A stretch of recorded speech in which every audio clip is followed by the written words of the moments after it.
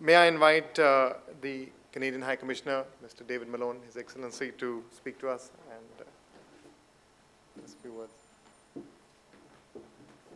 Thank you very much, Amir. Thank you also, Shirvani, for being here with us today.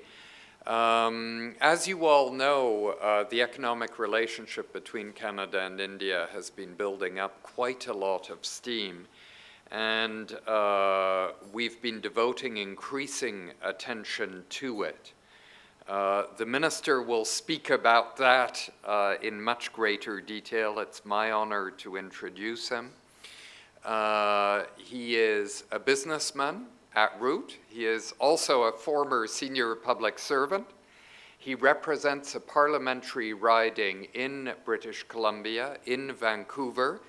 The significance of that, amongst other things, is that Vancouver is Canada's gateway onto the Pacific, onto Asia. It also was the original home of India's community in Canada, and there are many other reasons why an MP from Vancouver, as well as a Minister of International Trade, would be extremely alive to India. Minister, it's an honor to have you here. The podium's yours.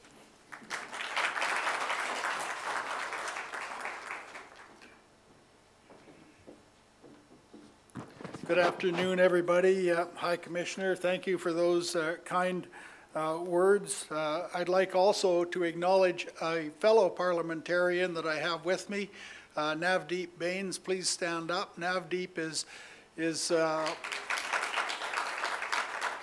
he's a member of the official opposition, and he has been accompanying us on this trip. And I think it's fair to say that in Canada, the various political parties are working, when it comes to trade matters, in relative closeness to ensure that Canada builds a strong and stable trade policy going forward, and that we don't get ourselves into a trading strategy that is subject to gyrations for partisan political reasons. So, Navdeep, thank you for being here. And ladies and gentlemen, I'd also like to thank ICBC, the Indo Canada Business Chamber, for allowing me to say a few words.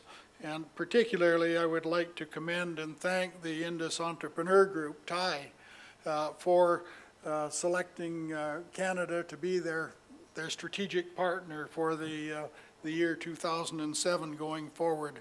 I think it's going to make a huge contribution to Canada-India commercial relations going forward.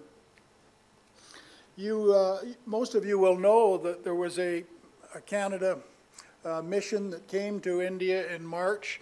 I was supposed to be there. I fell sick. I got my 4 shots, including a flu shot.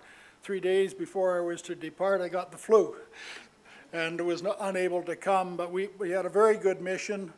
We had senior business people from the Canadian Council of Chief Executives. We had an infrastructure trade mission group, and Ted Menzies, my parliamentary secretary, led that mission, and it was very, very successful. Now, what was behind that trade mission? Let me just explain the thinking that we've been going through in Canada. And to do that, you must recognize that the Canadian trade psyche, if you like, has been relatively dormant when it comes to India over the last 10 or 15 years. We've largely disappeared from the radar screen, some would argue. We've become a little complacent about our place in North America without reaching out and diversifying and building strong relationships with other parts of the world.